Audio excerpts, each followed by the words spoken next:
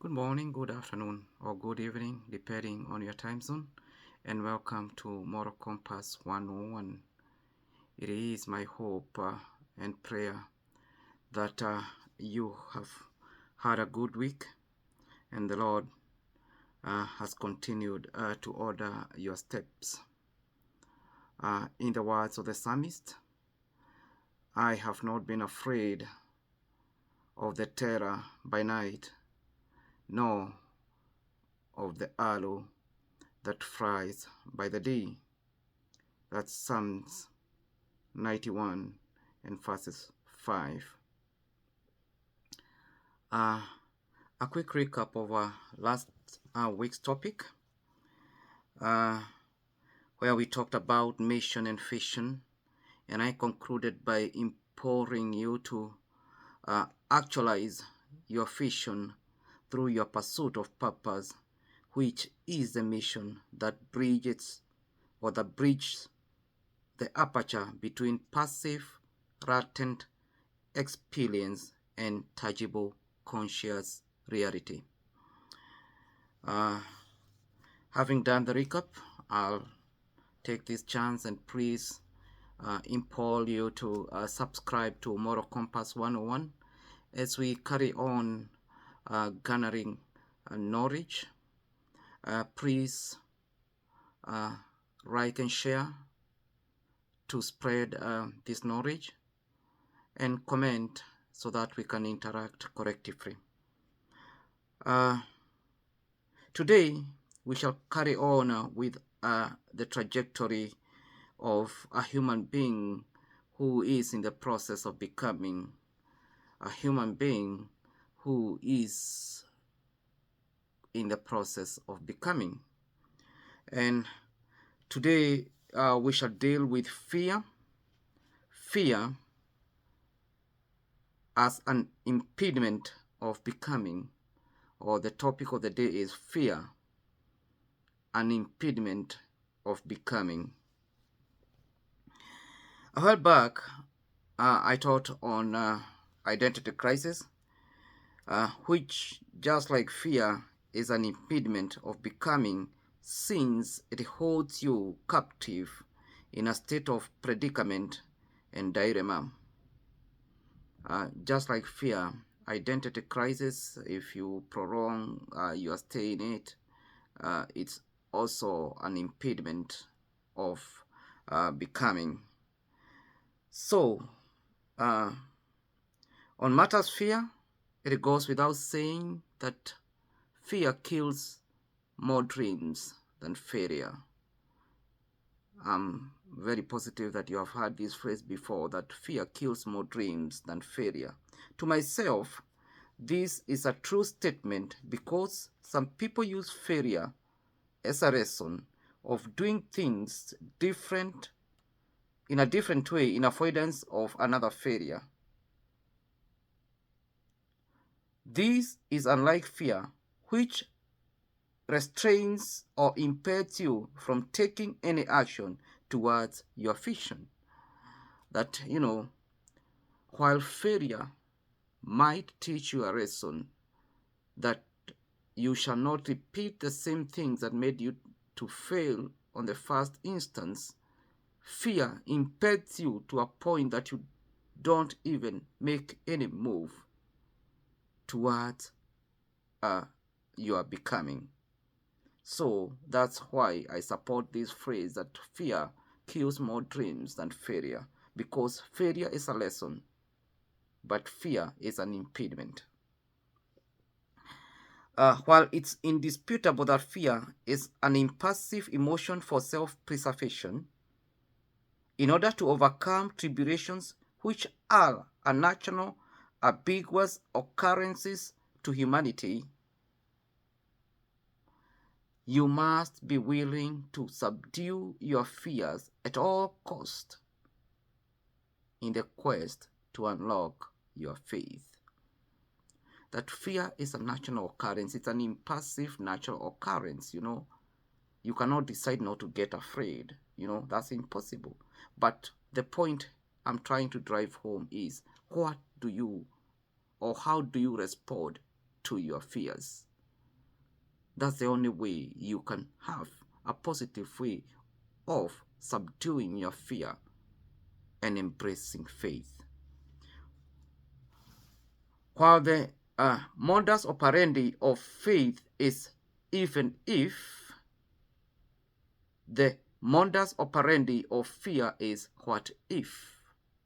You know, people who have faith will say, even if this is difficult, even this, if this seems impossible, I will go ahead and make an attempt. Unlike the modus operandi of fear, that what if, if your life is filled with what ifs, you have some fear that is restraining you from starting the process of becoming. Faith is holding onto the reality of God's promises, but fear is holding onto the reality of negative possibilities and all potential negative outcome. I think that point is self-explanation. Fear instigates a sense of insecurity that impels you not to think or act properly, an occurrence that makes you to surrender to what or to whom you are afraid of, and hence subjugation. That when you let fear take toll on your life, you shall surrender your identity, you shall surrender your inherent essence of becoming to somebody, and these people, you shall be submissive, or you shall be in a position of subjugation to this individual because of not overcoming your fear. Fear is a test of faith, and therefore a dire need to challenge your fear in order to discern and elevate your faith. Okay, you cannot become what God intended you to become if you allow anything or anybody but God to make you afraid. I'll repeat that statement, that you can never ever become what God intended you to become if you allow anything or anyone but God to make you afraid. Fear robs you your divine and inherent chance to become yourself or to be yourself. So the process of becoming is halted by your fear. You know, the only fear you're supposed to have is the fear of God. In a previous topic titled Divine Dignity, I quoted the book of Genesis chapter number 1 and verses 27, that God created you and I in his own image. If we are created in the image of God, can you imagine God being afraid? That's a question I'm posing you tonight. That if we are created in the image of God, just fathom for a minute, just imagine for a minute, God being afraid. Besides creating you and I in his very image, he also puts it this way as a solemn promise in the book of Isaiah, chapter number 41 and verses 10. And I will read. Isaiah 41, verses 10. And it reads, "Fear not, for I am with you. Do not be dismayed, for I am your God. I will strengthen you. Yes, I will help you. I will uphold you with my righteous right hand." That's a solemn promise from God, that fear not, for I am with you. So, with such a solemn vow and promise from God, how can you then justify your fear? How can you justify your fear if God tells you not to fear? In Genesis chapter number 1 and verses 28, God commanded humanity to be fruitful and increase in number, and to fill the earth and subdue it. His command gets more intense by saying, have dominion over the fish of the sea, the birds of the air, and over every living thing that moves on earth. Why so? Why did God command us to have dominion over everything?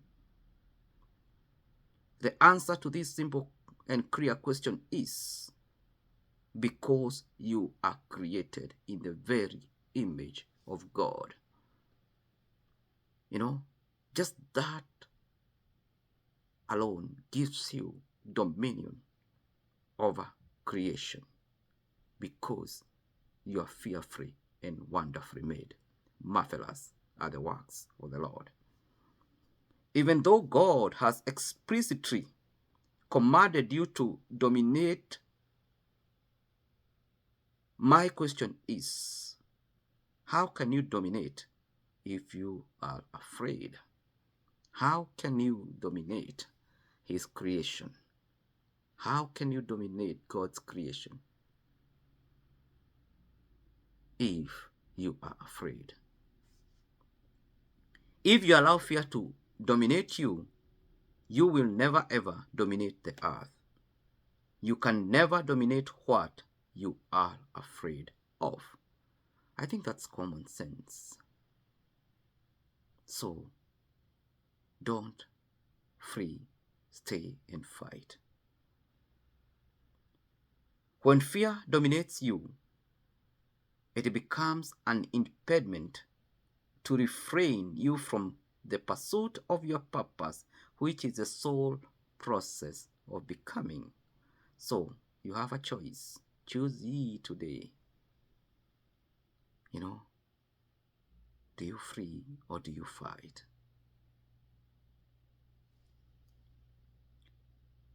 In other words, in psychology we say fright or fight mode. Choose ye today. God did not create you and me to fear anything or anyone in His creation. He only made us to fear Him and Him alone.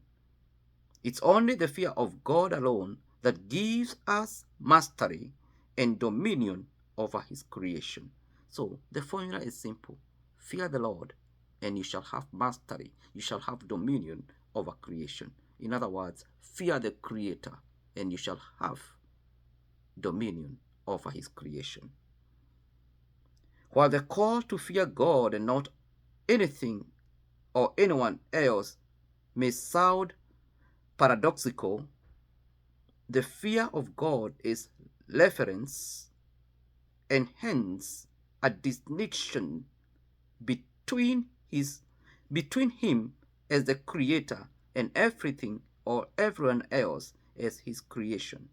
That, it might sound paradoxical or as an oxymoron, that you should not fear anything or anyone, but, you should fear but God. That this paradox, is entangled or is explained in the sense that the fear of the Lord is not a common fear. It's a reference kind of fear, that distinguishes between Him as a creator and us and everything else on earth as His creation. The fear of God is what I call a defined reference fear. A defined reference fear. As per the words of King Solomon the wisdomist in Proverbs 9:10, the defined reference fear is what makes you wise. If I may quote this scripture, Proverbs 9:10 says, the fear of the Lord is the beginning of wisdom, and the knowledge of the Holy One is understanding. So, the fear of the Lord is the beginning of wisdom. So, I have previously taught about wisdom. So please refer to that video in this channel a while back. That wisdom that you get through the fear of God, you will acquire by fearing God, is what enlightens you to know and understand that the fear of anything or anyone else besides God is an impediment of your becoming.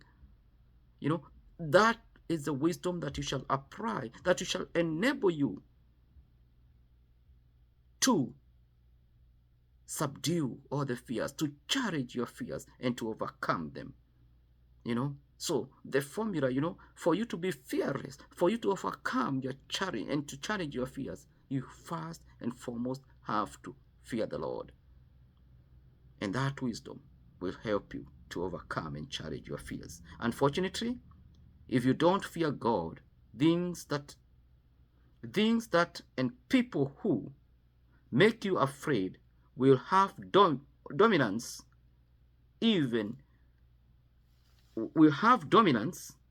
over your life and become your God. So if you don't fear God, all this is irrelevant, because that's where you begin the wisdom. And that wisdom is what will enable you to take those words into a positive action. But if you don't fear you don't fear God, you fear people, and they shall dominate your life. They'll have dominance over your life and become your gods. People with domination over your life, out of your fear, will brainwash and manipulate you, because they already know something about you that you don't know about yourself. Let me repeat that phrase. People who dominate your life, or with domination, people with domination or dominance over your life out of your fear, or people who dominate your life because of your fear, will brainwash you and manipulate you, because they already know something about you that you don't know about yourself. And what is this that they know about you? Your failure to heed to God's call to fear, not to fear anything. That's what they know about you. That your failure to heed to God's call not to fear anything or anyone besides Him is their advantage of manipulating and belittling you. That because they know that you don't know that the fear of the Lord is the beginning of wisdom, and the call of God not to fear anyone but Him, they have taken that advantage to manipulate you. It's extremely bewildering of how a vast majority of people fear the creation and not the Creator. And that's a problem by itself. The Gospel of Matthew, chapter number 10 and verses 28 says, "Do not fear those who can kill the body, but cannot kill the soul. But rather fear Him who is able to destroy both soul and body in hell." Your fear is the consent through which people will have the audacity to manipulate you. That's why fear is an extremely effective strategy of marketing. See, from social relationship to commercial marketings and all that, fear has been used, to make people surrender, to force people towards some things, to do some things that they are afraid that if they don't do them, there will be dire consequences. All about being afraid. Imposing fear is a well-calculated and established portent of effective marketing, because it triggers anxiety regarding potential dangers, loss, and or negative outcomes, hence compelling consumers to take speedy action of purchasing a product or a service to alleviate that fear. Fear itself is a marketing strategy and a very effective one. You know that if you don't get this service, if you don't get this product, your hair will start falling off, this will happen, and out of those anxieties, you become lured to do some things, to purchase some things that you don't even need in your life. In closing, I came here to tell you it's a high time that you must challenge your fear with faith. If you allow people to make you afraid, you will never ever become who God intended you to become. Submitting to fear is opposing God's will over your life. I'll repeat that statement. Submitting to fear is opposing God's will over your life. In the motherland, we say, usiniusie uoga, which translates, do not sell me fear. So, if you don't want fear to dominate your life, don't succumb to it. Usiniusie uoga. Don't sell me fear. If the 3 Hebrew boys never succumbed to fear that was imposed by the king with a threat of getting thrown into the blazing furnace, I'm talking about Shadrach, Meshach, and Abednego, nor was David afraid to submit to the Philistine giant, despite of his formidable arsenal of iron spear, iron sword, and his armor. Why should you succumb to your fear? If these 3 Hebrew boys, that story is well quoted in the book of Daniel, chapter number 3 and verses 17 following. If they never succumbed, despite the threats of the king to be thrown into the blazing furnace, if David did not succumb to the fears, in front of this Philistine giant, namely Goliath, why should you succumb to your fears? The perception you hold for yourself in the presence of other people is a perception that people hold towards you. If you perceive to be fearful and inferior, people will perceive you as such.